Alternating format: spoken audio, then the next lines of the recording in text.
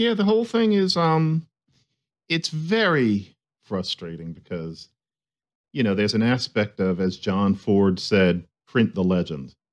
And the legend, I get the feeling, has settled in. I'm not sure how many people even think of it as that Martin attacked Zimmerman and Zimmerman fired.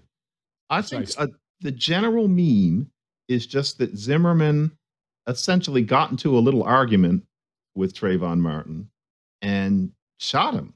I wonder if people quite get that the shot was that Trayvon Martin was much bigger and stronger than Zimmerman and had him pinned on the concrete and was banging his head. Because if people really did understand that that's what went on, I'm not sure so many people would be so convinced that what happened was that Trayvon Martin was murdered in an utterly senseless fashion, that, all began simply because he was black, and that this says what America is all about. And my sense is that people are resistant to imagining what actually happened, which was more complicated and less much less condemnatory of Zimmerman. Even the basic imagery, and you almost hate to say this because you think about somebody who's lost their child, but the iconic picture of Trayvon Martin is of him much younger than when what happened to him happened. And so I think people tend to think of that kind of dewy skinned, big-eyed 12-year-old in the picture.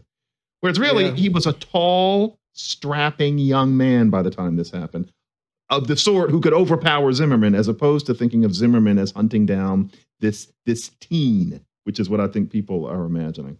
And so what really happened versus what we were told was so different. And I was taken in. Little known now is that I wrote the kind of pieces Charles Blow would have written. Certainly bring him in. And my assumption was that the story we were initially told, which was basically that this teenaged boy was gunned down after a little scuffle by this bigoted man who had no business pretending to be a cop anyway. I thought that was true. And then gradually it started to not quite make sense, even then, before, serious analysis had been done. And here we are now, where I think what really happened was so very different from what we've been told, right down to the idea that Zimmerman was only on him because he was black. Even that doesn't work if you look at the actual conversations that he had with actual police officers. And yet no one will hear it, and they're not going to hear it. And so that begins what we can think of as a whole era in American race relations. It starts in 2012. And yet what actually happened is vastly different from what many people would like to think. And I guess we just have to deal with that. And maybe that's the way history happens sometimes. But goodness, it's frustrating. And you know what else? I'm very done. But it's also frustrating that Joel Gilbert, whose book and documentary makes it painfully clear what actually happened and how different it was from what we've been told, including that one of the main witnesses was a plant. Unfortunately, he has those associations that are unsavory to many. And because, he has hosted the kind of radio shows he has and kept the kind of company he's kept, unfortunately, a certain kind of person simply shuts down upon hearing that. And so the messenger is unlistenable to what we might think of as the left. And so that also keeps the truth from being actually out there. I wish for the sake of truth and for the sake of real racial healing that it had been someone else such a right winger who was that interested in the truth. But nobody who wasn't him would have wanted to find those things. No quote unquote enlightened. Well, I'm not calling him unenlightened, but no person on the left, no normal liberal would want to go to the trouble to find those things. And if they started to find them, they would turn away. Excuse me, John. I just want to make the observation that you're talking about the filmmaker Joel Gilbert, the documentary filmmaker whose book and film called The Trayvon Martin Hoax exposes the witness fraud that you're making reference to. You and I have discussed that work of Gilbert's at length here at the Glenn Show, and I'll have links placed in the descriptive material of this post that takes people to our prior discussions from 2019 when Gilbert's film came out. And he describes a Trayvon Martin quite different from the figure that has come into the public imagination as a kid with Skittles and a Coke who was just, minding his own business. And he describes a George Zimmerman very different from the racist vigilante type. I mean, he was actually a racial liberal. He was, quote unquote, George Zimmerman. He was a Hispanic guy who volunteered his time to tutor some black kids, big brother them or whatever it might be, and who was, yeah, he was a neighborhood watch guy who was concerned about robberies in the area. And yes, he was suspicious of Trayvon Martin. And after having been told by the radio dispatcher that they didn't need him to get out of his vehicle, he nevertheless got out of his vehicle, and the encounter with Martin happened, and Martin is dead. And that's a tragedy without any question that that young man lost his life out there.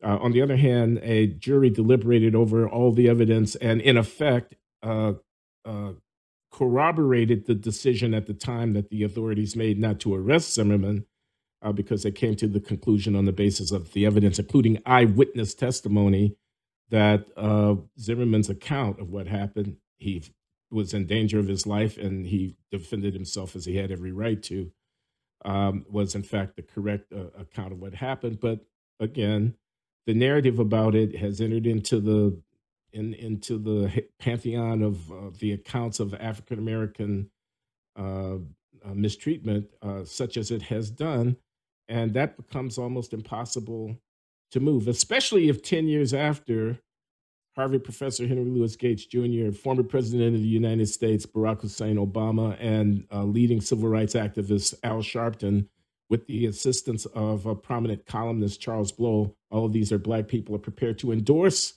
the storybook narrative that which I assume they did, right?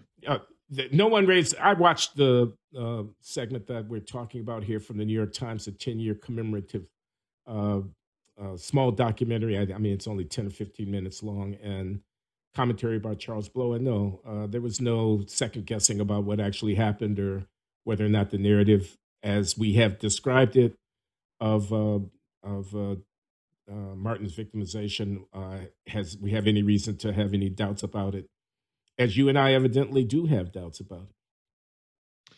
Yeah, and I think a lot of people jump in at this point and they say, well, why does Trayvon Martin have to have been a choir boy? And he certainly doesn't. Of course, that's what they say. You know, and yeah, he was not, you know, many of us aren't. And of course, then the idea is, well, he didn't deserve to die. And of course, nobody said that he deserved to die. But it's the way that it's thought of that matters, because the idea that racism killed that guy is really, really flimsy. Those departures from reality in the service of racial justice narratives, which are almost obviously false, but which are nevertheless pressed by people, generates a backlash. And I wonder what cost that backlash actually exacts of us in the long run.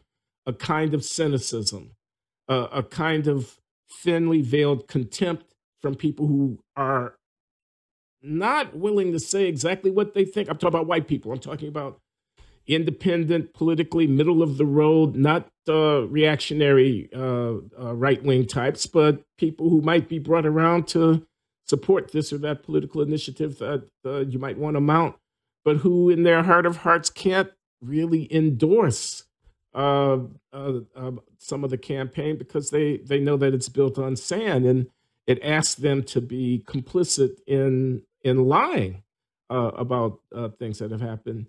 And when you think you're winning when the editors don't allow the story to run on the front page that debunks your narrative, when the talking heads give affirmation to it even a decade after the fact, when a former president of the United States can act as if there really aren't any questions here, we pretty much know what the story is.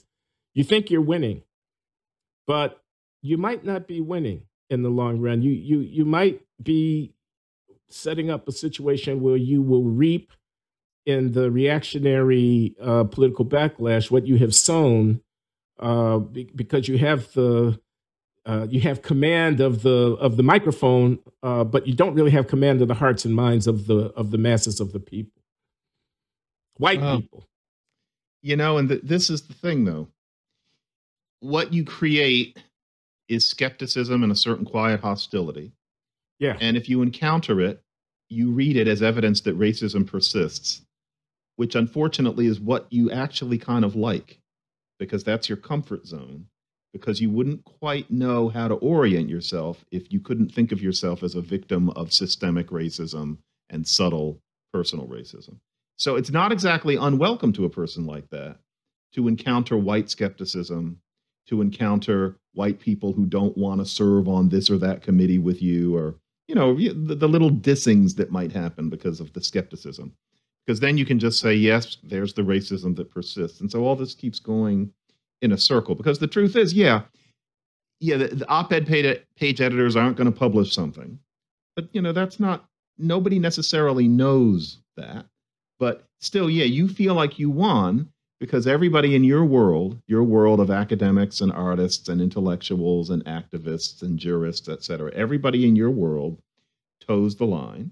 And I'm not sure to which extent these people know that it's a towing of a line, because I think they sequester these things off into a region of their brains that I don't quite understand. And that's not me saying they're crazy. But next thing you know, the white skepticism from everybody apart from your world, it just confirms the racism that made you do all this pretending in the first place.